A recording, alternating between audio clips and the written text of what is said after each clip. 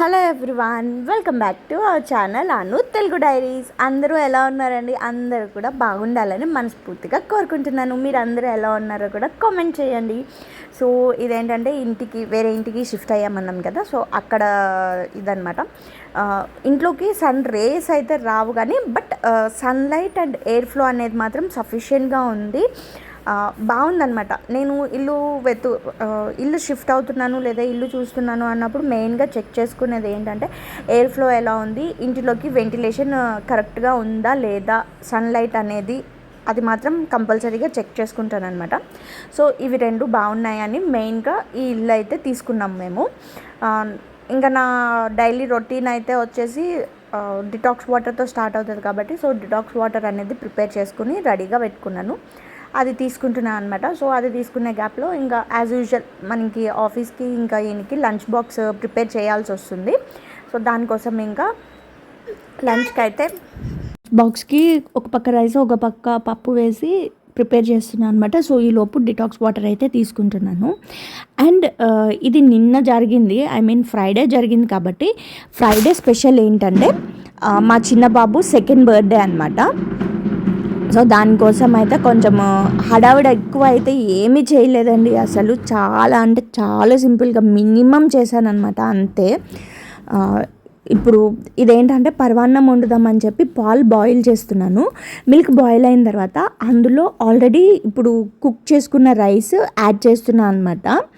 ఎందుకు అంటే యూజువల్గా అయితే పాలల్లోనే కుక్ చేసుకోవచ్చు రైస్ అది వేసి, బట్ నాకు అంత టైం లేదు. టైం సఫిషియెంట్గా లేనప్పుడు ఏం చేస్తానంటే పాలు విడిగా బాయిల్ చేస్తాను, రైస్ విడిగా కుక్ చేస్తాను. సో రెండు సైమల్టేనియస్గా కుక్ అయిపోతాయి కాబట్టి కుక్ అయిపోయిన తర్వాత ఈ రైస్ని ఈ బాయిల్ అవుతున్న మిల్క్లో యాడ్ చేసేసి ఒక 5 to 10 minutes వదిలేస్తే కనుక రైస్ మంచిగా ఆ మిల్క్ అంతా అబ్జర్వ్ చేసుకుంటుంది. తర్వాత ఆ పాలు అబ్జర్వ్ అయిపోయిన తర్వాత స్టవ్ ఆఫ్ చేసేసుకుని అందులో బెల్లం పౌడర్ యాడ్ చేసుకుంటాను అనమాట. స్టవ్ ఆన్ చేసి కనుక మనం స్వీట్నెస్ యాడ్ చేస్తే పాలు విరిగిపోయే ఛాన్సెస్ ఉంటాయి ఎక్కువ. సో దానికోసమని స్టవ్ ఆఫ్ చేసేసి అప్పుడు అందులో నేను బెల్లం యాడ్ చేశాను అనమాట. సో ఇదైతే క్విక్ అండ్ ఈజీగా అయిపోతుంది, సింపుల్గా కూడా అయిపోతుంది అనమాట.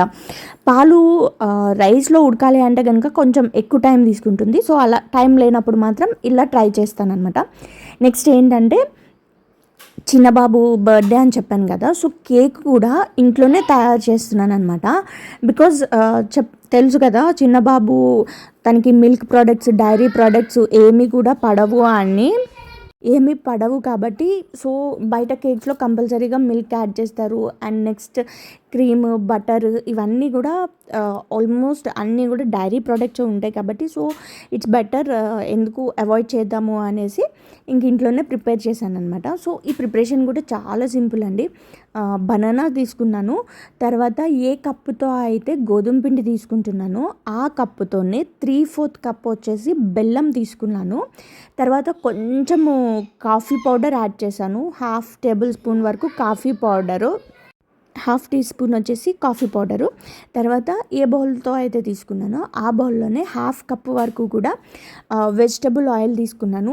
ఎనీ వెజిటబుల్ ఆయిల్ యూస్ చేయొచ్చు, మీకు కావాలనుకుంటే ఇది పల్లీల నూనె, నువ్వుల నూనె ఇట్లాంటివి కూడా వాడచ్చు. కానీ బట్ కేక్ తింటున్నప్పుడు ఆ ఫ్లేవర్ అనేది ఎక్కువ ఇదిగా వస్తుందన్నమాట. సో అది మ్యాక్సిమం పిల్లలు తినలేరు కాబట్టి ఇట్లా ఫ్లేవర్లెస్ వెజిటబుల్ ఆయిల్ ఇట్లాంటివి తీసుకోవచ్చు అనమాట, ఎనీ ఆయిల్. సో ఇవన్నీ బాగా మిక్స్ చేసుకుని స్మూత్ బ్యాటర్ లాగా చేసుకుని పక్కన పెట్టుకోవాలి.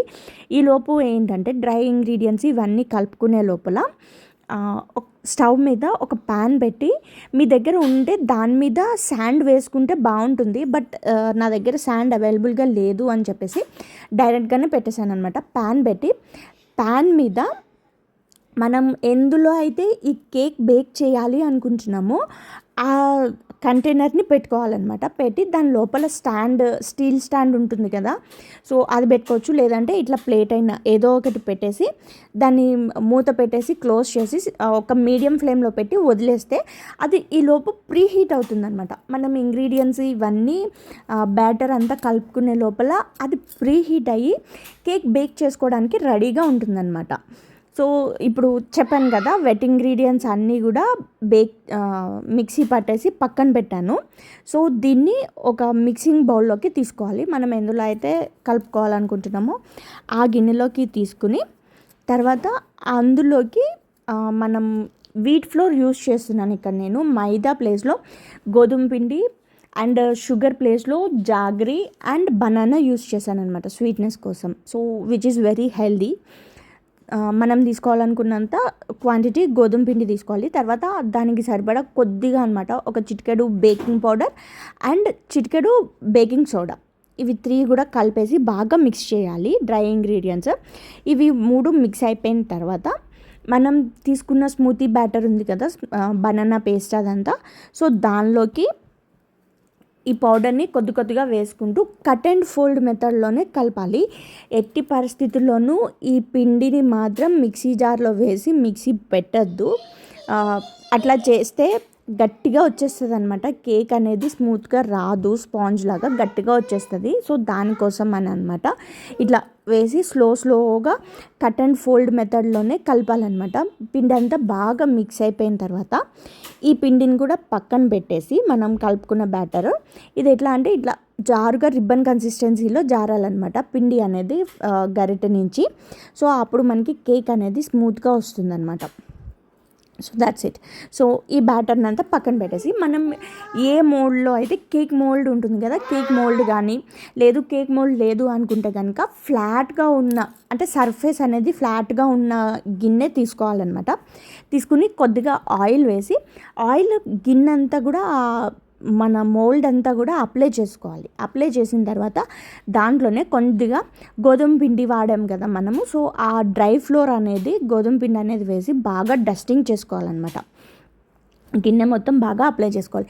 ఇన్ కేస్ మీ దగ్గర బటర్ పేపర్ ఉంటే డైరెక్ట్గా బటర్ పేపర్ యూస్ చేయొచ్చు. బట్ నా దగ్గర ఆ టైంకి బటర్ పేపర్ అవైలబుల్గా లేదు కాబట్టి గిన్నెకి ఆయిల్ రాసేసి డ్రై ఫ్లోర్ అంతా కూడా పొడి గోధుమ పిండి అంతా కూడా గిన్నెకి బాగా డస్టింగ్ చేసేసి మనం కలుపుకున్న కేక్ బ్యాటర్ ఉంది కదా అది కూడా ఆ బౌల్లోకి ట్రాన్స్ఫర్ చేసేసి ఒక 2-3 టైమ్స్ ట్యాప్ చేశాను అనమాట. అంటే కింద ఏమైనా ఎయిర్ బబుల్స్ లాంటివి ఉంటే సెట్ అయిపోతుందని. అట్లా ట్యాప్ చేసిన తర్వాత గిన్నెని తీసుకుని వెళ్ళి మనం ఆల్రెడీ ప్రీ హీట్ చేసుకున్న కంటైనర్ ఉంది కదా అందులోకి షిఫ్ట్ చేసేసి ఒక 30 మినిట్స్ వరకు మీడియం ఫ్లేమ్ మీద కుక్ చేశాను అనమాట.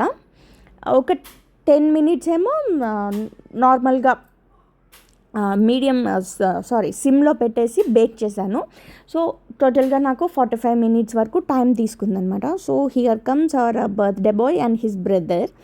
సో చాలా సింపుల్గా చేశానండి. బెలూన్స్ డెకరేషన్ కూడా చేయలేదు. డెకరేషన్ ఏంటంటే వాల్కి స్టిక్ చేస్తుంటే అవి తర్వాత పెయింట్ ఊడిపోతుంది, అక్కడి నుంచి ఓనర్స్తో ప్రాబ్లం అవుతుంది. పెయింట్ అంతా పోతే ఎవరి ఇల్లు అయినా ఒకటే, మన ఇల్లు అయినా మనం అలాగే ఫీల్ అవుతాం కదా. సో సేమ్ దానికోసమే బెలూన్స్ ఏంటంటే బెలూన్స్ తెస్తుంటే పిల్లలు అవి నోట్లో పెట్టుకున్న తర్వాత మోషన్స్ వామిటింగ్స్ అవుతున్నాయి అనమాట. సో దానికోసం అనేసి ఇంకా బెలూన్స్ కూడా అవాయిడ్ చేశాను. And of course it's some kind of electricity ఉన్న ప్లాస్టిక్ ఇదే కాబట్టి దాన్ని కూడా అవాయిడ్ చేసేసాను అనమాట. సో బర్త్డే అయితే వితౌట్ ఎనీ డెకరేషన్ అదంతా జరిగింది. కేక్ అయితే చాలా స్మూత్గా ఉందండి, స్పాంజీ టెక్స్చర్ వచ్చింది. నార్మల్ కేక్ ఎలా ఉంటుందో సేమ్ అలాగే ఉంది. నేను ఇక్కడ క్రీమ్ కూడా యూజ్ చేయలేదు, బికాజ్ క్రీమ్ యూజ్ చేయాలంటే కంపల్సరీగా బటర్ యూజ్ చేయాల్సి వస్తుంది. సో దానికోసం దాన్ని కూడా అవాయిడ్ చేసేసాను అనమాట. చాలా సింపుల్గా మినిమంగా ఇట్స్ సమ్ రిమెంబరెన్స్ కోసం చేసినట్టే చేశానమాట ఇది. So that's it friends for today's vlog. So రేపు ఒక మంచి వ్లాగ్తో మళ్ళీ కలుసుకుందాం. Until then bye. Please do subscribe to my channel Anu Telugu Diaries, and thank you so much for watching this video. Please do like, share, comment and subscribe to my channel Anu Telugu Diaries. Thank you.